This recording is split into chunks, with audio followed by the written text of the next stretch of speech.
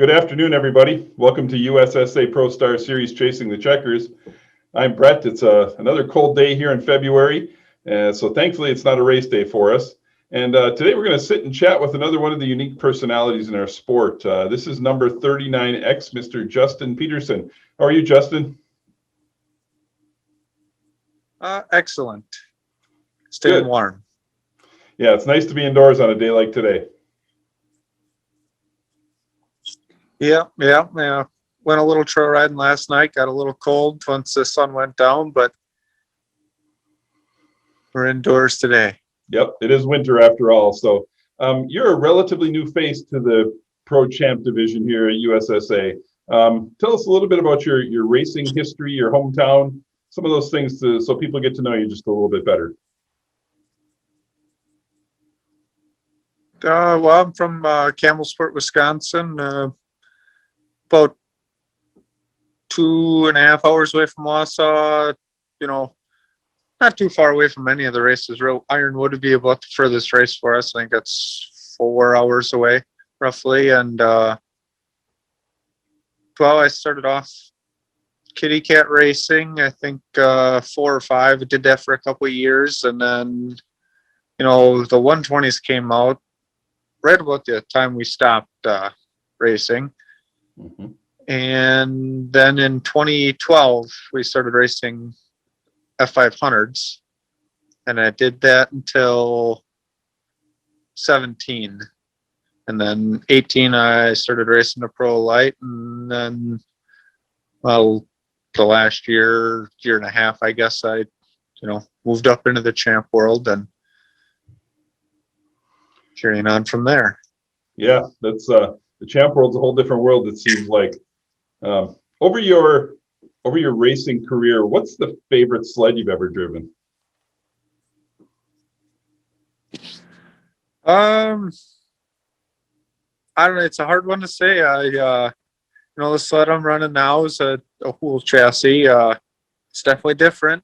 I was racing a wall before that, and I was pretty comfortable on there. And in my opinion, that's one of the my most important factor is just being comfortable on the snowmobile and being able to do what you want with it. And we're working on it with the current sled, but still not quite there. You actually had a really good run, I thought, at the World Championship this year. Correct me if I'm wrong, because I don't remember exactly, but I thought you qualified fairly well, and then I believe you made it into the World Championship through the last chance qualifier. Is that correct? Yep. Qualifying actually wasn't bad. The track was, a bigger track, I guess. The bottom wasn't dirt, and it was working better for me and my vision of how to get around there. And Saturday did not go well for us. They moved the track out a little bit and was running through the bumps, and I couldn't get a handle on doing what I wanted with the snowmobile. So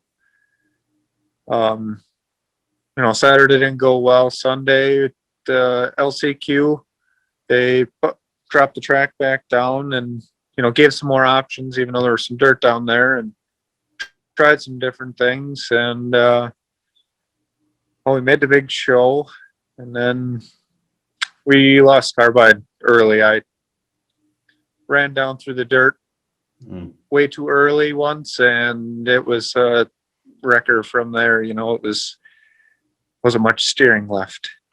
Right. Yeah, I know that was a huge challenge in the WC this year, and you almost seemed to develop almost a one-lane track for people to run on. There wasn't a whole lot of options other than some brown stuff at the bottom, and it's just something I've heard consistently from all the guys that ran that race. So that's unfortunate, but Derby gave us a good enough shot as we could get at that track. So that's Mother Nature has a hand in almost everything we do, it seems like. You then went down to Wausau. Yeah, I saw you down at Wausau for the weekend, and I was really impressed with your speed in Wausau. The way you came off the line, you were leading sometimes coming out of the corners. Very impressed with your run in Wausau. How did you look at that weekend? We actually came in pretty optimistic. That was the first time I got to race at Sled other than Eagle River. So it was better, I guess you would say. We had some speed, and then I think I could hang with them for a little bit, but I think I got to do a little more exercising.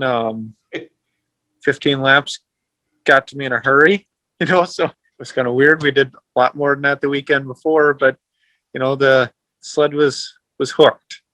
So Yeah, places like Wausau took too, a lot the out of me. qualifying rounds come pretty quickly, and then you get to the 15 lap final, and it's a lot on a body in the course of a day. Yeah. I mean, overall, I wouldn't say that was what was getting to me. It was, Wausau, you're kind of always turning. Hmm. And the straightaways are kind of short, so there's not that break going down the straightaway where you can let everything relax and, set back up. And, well, the rest of the champ team, I mean, they go hard for 15, and it's pretty hard to hang with those guys in that instance. Yeah, Gunnar Stern once told me that you have to be as fast on lap 15 as you are on lap 1 if you want to be successful at that division. No, I agree full-heartedly. I mean, they're fast. Yeah. They got their stuff together. Yeah. What's your most confident track to race at? Probably Wausau. I would say it's probably the easiest in terms of flow, I guess. I don't know how to explain it better than that. It's a forgiving track. It's a lot easier when there's nobody in front of you.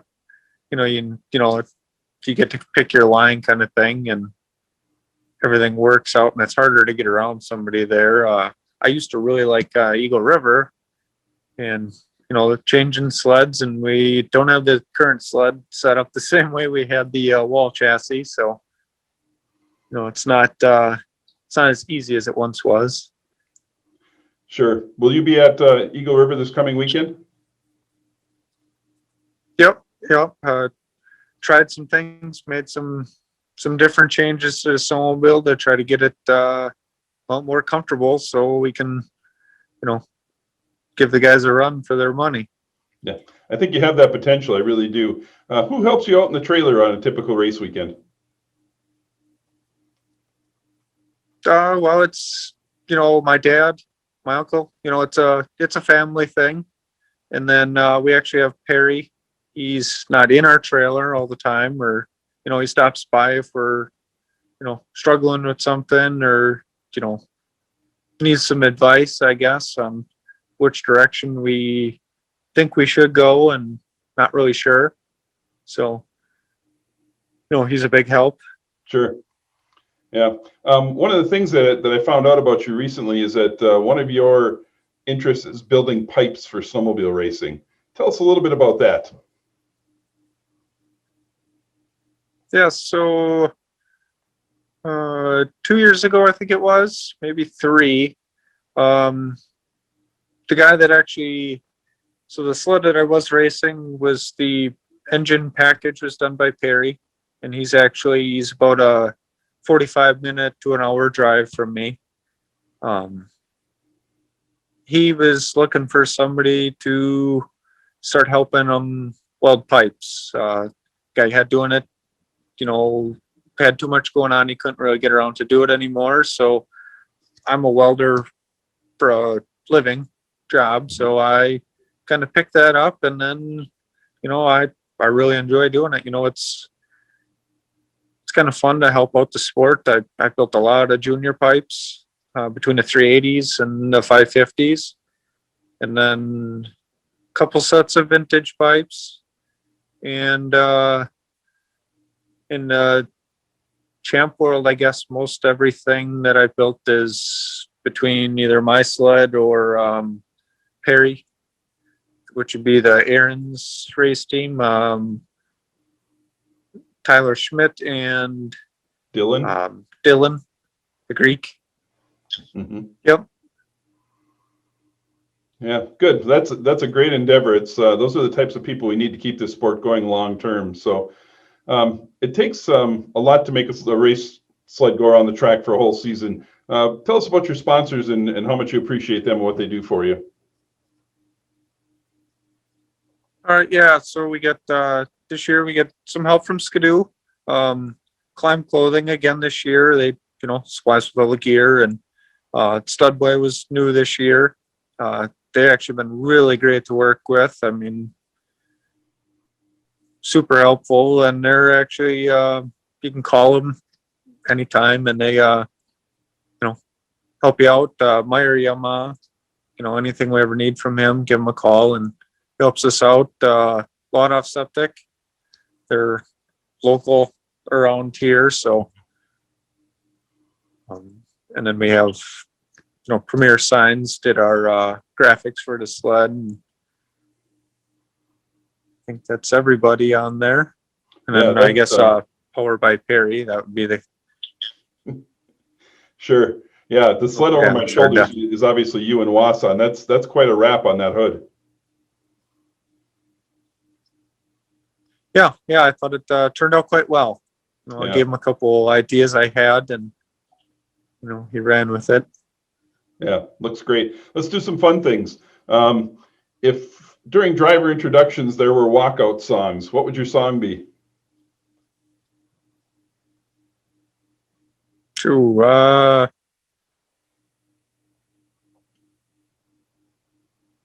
don't know. There's a couple of different ones that it's different because I like a lot of different music, and some of it's not something you'd want at a family event, I guess we'd say, or something we can't play like over the loudspeaker. Eminem or something came on, I guess. Yeah. All right, we'll pass that one up. What's your favorite race day food?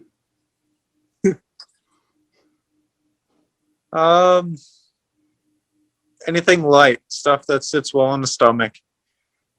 I guess I don't have a preferred one, but just anything that ain't trying to upset you, the nerves, or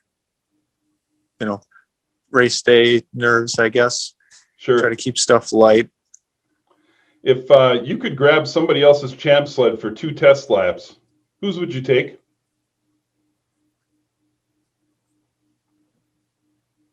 Blaine's. Yeah. Okay. If you could be king for a day and change one, I'm sorry, go ahead. No, I was just commenting, I guess. I don't know. All right. If you were king for the day and could change one thing about the champ class, a rule, a way the format runs, anything, what would it be?